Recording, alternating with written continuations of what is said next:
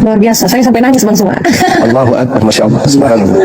Kalau memang Nabi Isa Al-Masih itu bukan Tuhan, mengapa ketika hari penghakiman di akhir zaman itu, mengapa di dalam Al-Quran ditugaskan Nabi Isa, bukan Muhammad yang mereka junjung sebagai Rasulullah? Mengapa Nabi Isa yang ditugaskan untuk datang menghakimi seperti itu?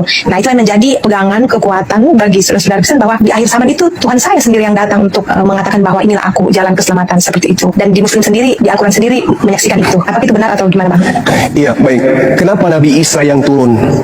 Alasannya karena ada tugas yang harus dia selesaikan. Apa tugas itu? Menghakimi. Ketika dia datang sebagai hakim, berarti ada yang terdakwa. Siapa yang terdakwa ini? Dia yang telah, mereka yang telah mempermalukan Nabi Isa di hadapan pencipta. Makanya dalam Al-Quran itu beliau ditanyai, wa iskallahu ya Isa bin Maryam anta qulta linnas, wahai engkau Isa, hambaku, ciptaanku yang kuciptakan tanpa ayah, apakah engkau yang mengajarkan orang-orang tersebut mempertuhankan, menjadikan engkau sebagai Tuhan selain daripada aku? Apa kata Nabi Isa? Qala subhanaka ma yakunu li an aqula ma laysa li bihaqq. Maha suci engkau wahai Tuhanku, tidaklah patut aku berkata sesuatu yang bukan hakku untuk aku katakan. Jika aku mengatakan itu, pasti engkau mengetahui. Ma qultu lahum illa ma amartani bi an ya'budullah rabbi wa rabbakum. Aku hanya berkata, mengajarkan kepada mereka, sembahlah Allah Tuhanku dan Tuhanmu. Sehingga Al-Quran mengatakan, kita angkusyiran nasu, apabila nanti manusia dikumpulkan, dihimpunkan, apa yang mereka sembah selain daripada Allah akan menjadi musuh bagi mereka. Artinya, Yesus itu adalah manusia yang disembah oleh manusia selain daripada Allah. Apakah Yesus akan memusuhi Kristen? Matius 7, 22, 23. Ternyata betul, Yesus memusuhi orang Kristen. Lalu kemudian di dalam Al-Quran ayat yang sama, dan pemujaan-pemujaan yang mereka lakukan ketika hidup di dunia akan diingkari. Apakah Yesus mengingkari penyembahan Kristen? Ternyata Matius 7, nomor 22 sampai 23. Betul,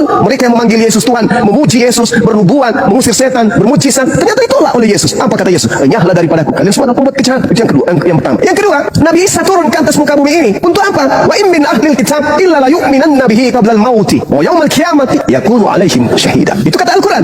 Tidak ada seorang pun di antara ahli kitab yang tidak beriman kepada Nabi Isa alaihissalam menjelang kematiannya, dan pada hari kiamat Nabi Isa akan menjadi saksi atas mereka. Lalu kemudian ketika Nabi Isa turun sebagai hakim, siapa yang mau dihakimi? Umat Islam mau dihakimi. Apa alasannya umat Islam mau dihakimi? Nabi Isa tidak datang untuk umat Islam. Nabi Isa datang untuk Bani Israel. Maka yang dihakimi adalah mereka yang terdakwa. Kenapa mereka terdakwa? Karena mereka melakukan pengingkaran kepada ajaran Nabi Isa ketika Nabi Isa datang kepada Bani Israel. Apa yang dikatakan oleh Nabi Isa alaihissalam? Maqultu lahum, saya tidak berkata sesuatu yang bukan hakku. Yang aku katakan, sembahlah Allah Tuhanku dan Tuhanmu. Di dalam Yohanes 12 nomor 48, apa kata Yesus?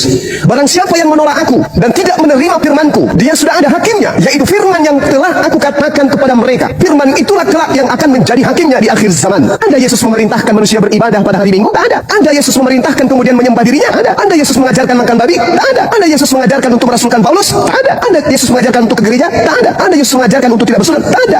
Lalu apa kemudian bisa dihakimi di Islam dari Yesus? Tak ada. Yang dihakimi adalah orang yang mengaku-ngaku pengikutnya, membawa-bawa pengikutnya, tetapi mempermalukan dirinya di hadapan Tuhannya. Makanya dikatakan datangnya Yesus menghakimi berdasar